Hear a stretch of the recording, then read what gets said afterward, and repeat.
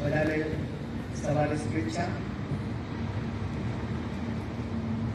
માતૃભાષા દિવસ એ દર વર્ષે 21મી ફેબ્રુઆરીના રોજ એટલે કે આજના દિવસે આખા વિશ્વમાં મનાવવામાં આવે છે. આપણા ગુજરાત રાજ્યની આ મુખ્ય ભાષા છે અને આ ભાષાને ગુજરાતની રાજ્ય ભાષા તરીકે સ્વીકાર કરેલ છે.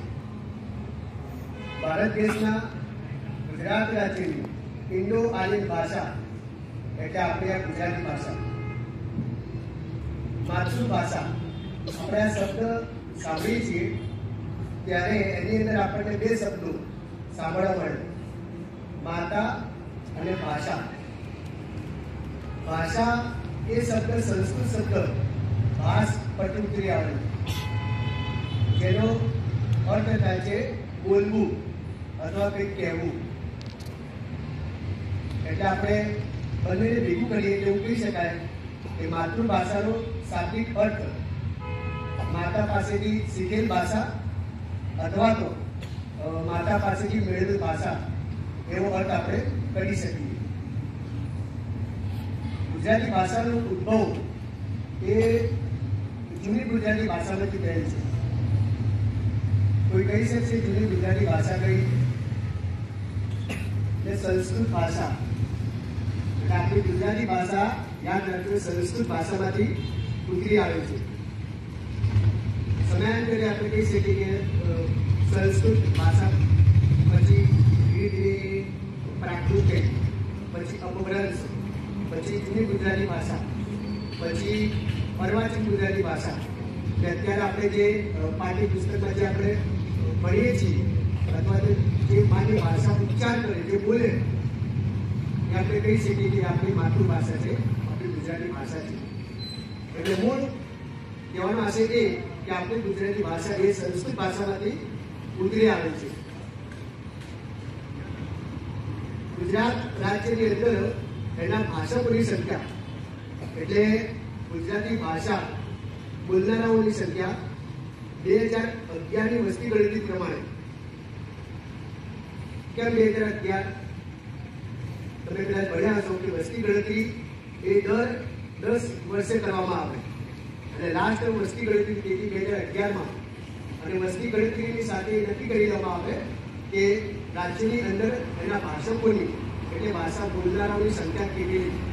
પરંતુ આપણે બધાને ખ્યાલ છે કે 2011 પછી એટલે 2021માં એનો પરફેક્ટ આંકડો આપણને મળતો કે ભાષા બોલનારાઓની સંખ્યા કેટલી છે. પરંતુ કોરોનાની મહામારીને લીધે વસ્તી ગણતરી ન થઈ શકી એટલે સ્પષ્ટ આંકડો આપણા જોડે ઉપલબ્ધ નથી. પરંતુ આપણે કહી શકીએ કે 2011ની વસ્તી ગણતરી અનુસાર ગુજરાતની અંદર ગુજરાતી ભાષા બોલનારાઓની સંખ્યા 89.36% જેટલી છે. 89.36% 2011 અનુસાર. અને આ ગુજરાતી ભાષા એ માત્ર આપણા ગુજરાત રાજ્યમાં જ નહીં, એના સિવાય દીવ, દમણ, પછી દાદર, નગર હવેલી આ 4 કેન્દ્ર શાસિત પ્રદેશોની અધિકૃત ભાષા છે. એટલે કે આ રાજ્યો આ ગુજરાત રાજ્ય સિવાય આ 4 કેન્દ્ર શાસિત પ્રદેશ છે એમાં આપણી ગુજરાતી ભાષા બોલાય. તો અમે આપણી ગુજરાતી ભાષાનો ઉદ્ભવ અને વિકાસ ટૂંકમાં પ્રસ્તુત કર્યો.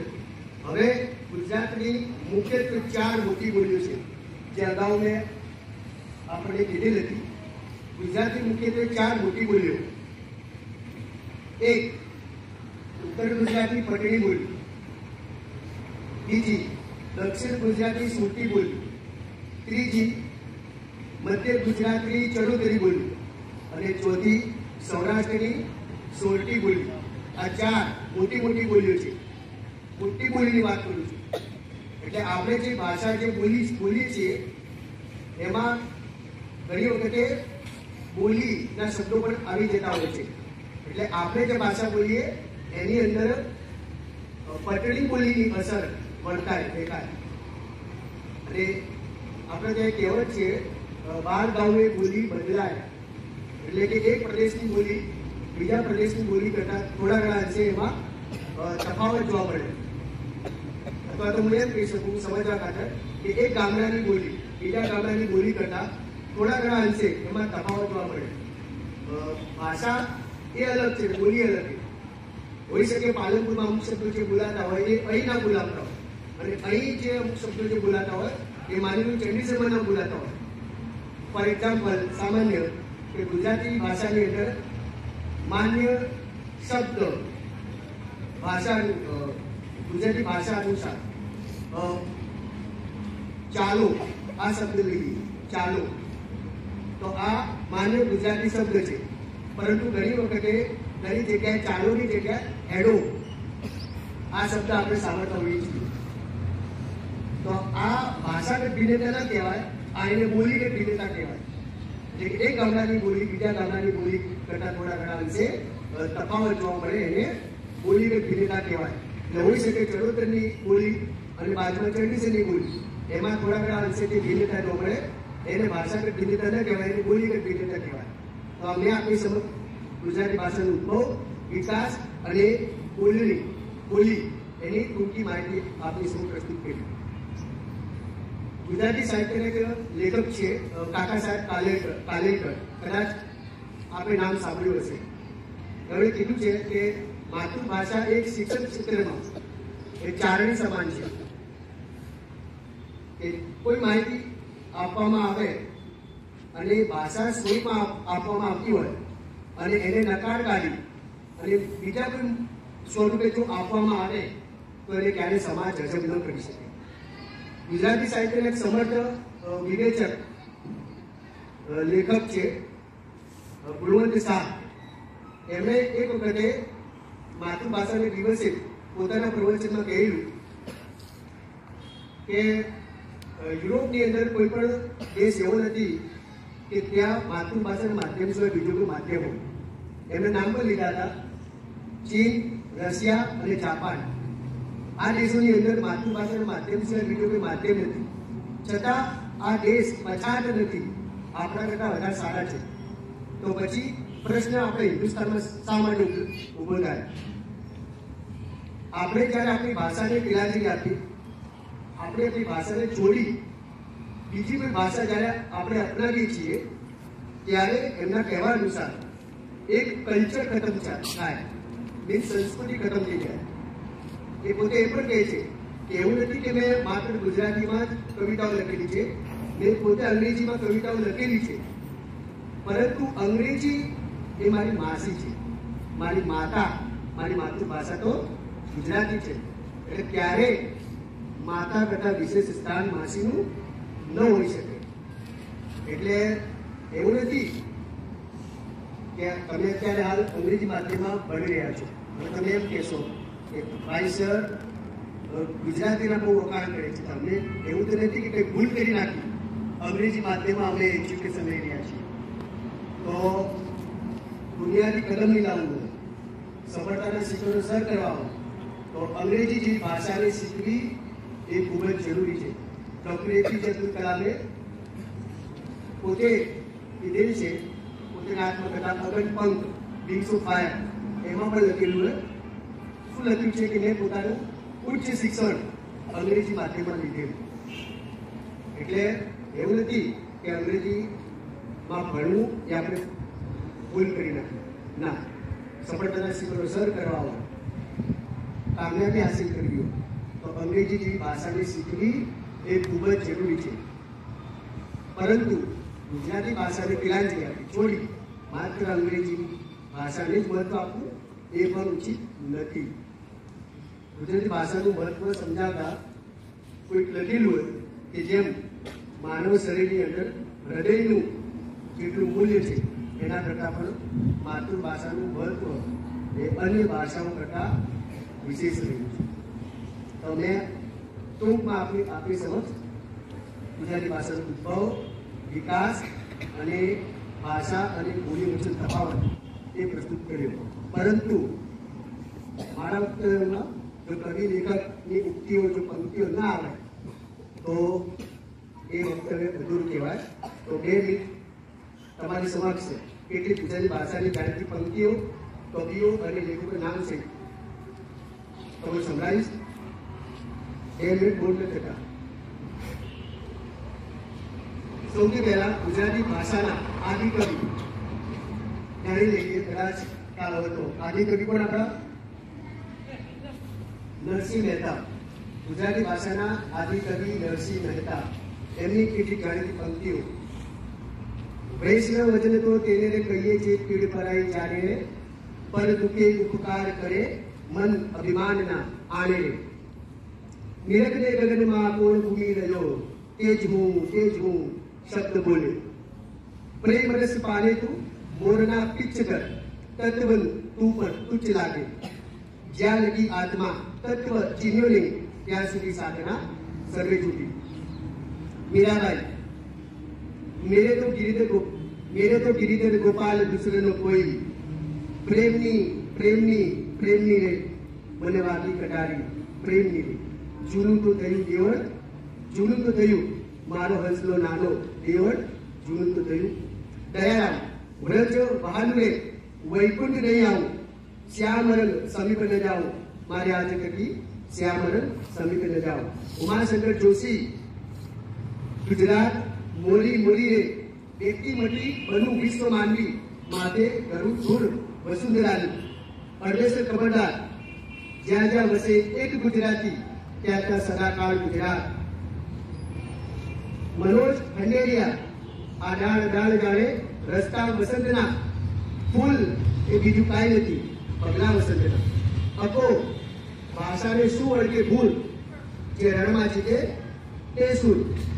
એક મૂર્ખને એવી ટેવ, પથ્થર એટલા પૂજે દેવ.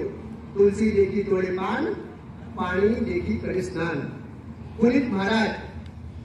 ભૂલો ભલે બીજું બધું, મા બાપને ભૂલશો નહીં, અગણિત છે ઉપકાર એના, એ વિસરશો નહીં. અમૃતલાલ ઘાયલ. ન હિન્દુ નીકળ્યા ન મુસલમાન નીકળ્યા, કબરો ઉગાડીને જોયું તો ઇન્સાન નીકળ્યા. કરશનદાસ માણેક. મને એ જ સમજાતું નથી કે શાને આવું થાય છે, મને એ જ સમજાતું નથી કે શાને આવું થાય છે. ફૂલડા ડૂબી જતા અને પથ્થરો ચડી જાય છે, મને એ જ સમજાતું નથી કે શાને આવું થાય છે. રાજેન્દ્ર શાહ. ભાઈને આપણા દુઃખનું કેટલું જોર, નાની એવી ચાતક વાંચડો નહીં મચાવીએ શોર. કેવડી અને પાટું મને વન વગડામાં વાગ્યો રે, મુઈ રે એની મહેક કરે છે, દવ જાજેરો લાગ્યો રે. પ્રેમશંકર ભટ્ટ. હું નાનો તું મોટો, એ કાળ બધાનો ખોટો, મેં કાળા જળનો દરિયો ભર્યો, તે મીઠા જળનો લોટો. સૈદા. મને આ જોઈને હસવું હજારો વાર આવે છે, મને આ જોઈને હસવું હજારો વાર આવે છે. પ્રભુ તારા બનાવેલા આજે મને બનાવે છે. હવે થોડીક કાળ પંક્તિઓનું ગાન કરીશ, જો તમે ઈચ્છા ધરાવતા હો. કરું? ઓકે. પણ આપણે એને થોડીક રિમિક્સમાં કરીશું, મતલબ મિક્સમાં કરીશું. તૈયાર છો બધા? બોલ દઈ ગયા. કન્ટિન્યુ રાખું?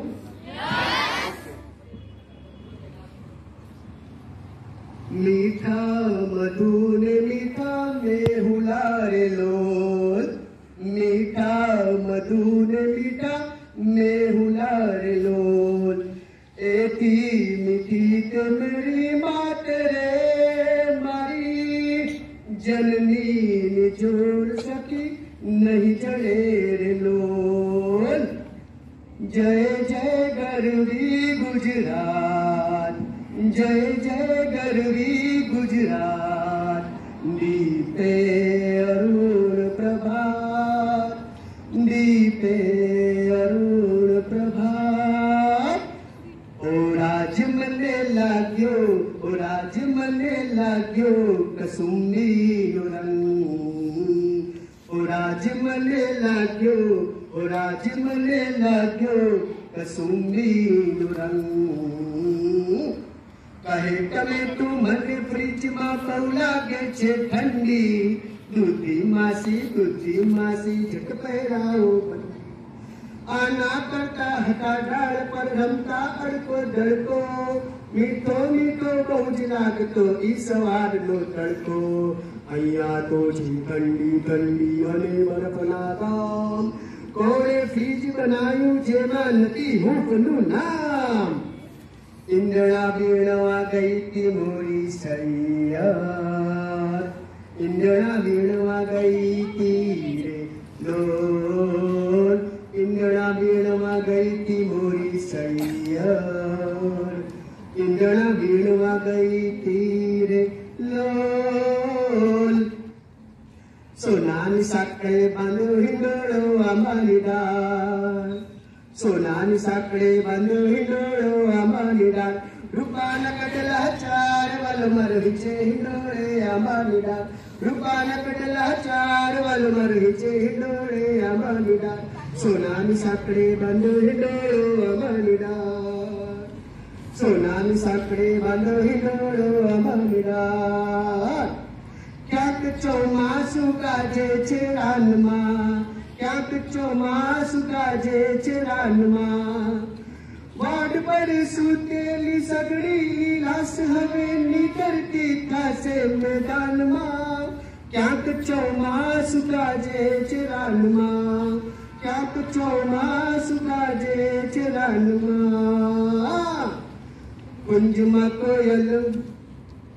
कुंजमा कोयल बोलती है नो शेरिए अरे साथ हल्ले अम्बा वालिए हजी बोरली ताजियात पानरू रे नहीं तकिए वो चुल तो नो मोर कोई ने मोटा मरवा ने कोई ने चेरंकोर ढोलकी डाले घूमे अपन गजरी गेरो नाच कुंजमा कोयल बोलती है नो शेरिए आवे साथ गरनु नानु अंगड़ू कमे मुकड़ू मटू वंग कोई नए रंजाल नहीं रे खेवा मरे तन गरनु नानु अंगड़ू कमे मुकड़ू मटू वंग कोई नए रंजाल नहीं रे खेवा मरे तन हालिए बेरू कायर जे कोई होए के रहे पार कुंजमा कोयल बोलती है नो शेरे आवे साथ कुंजमा कोयल बोलती है नो शेरे आवे साथ हल्ले अम्बा वालिए हजी ओरनी काजियात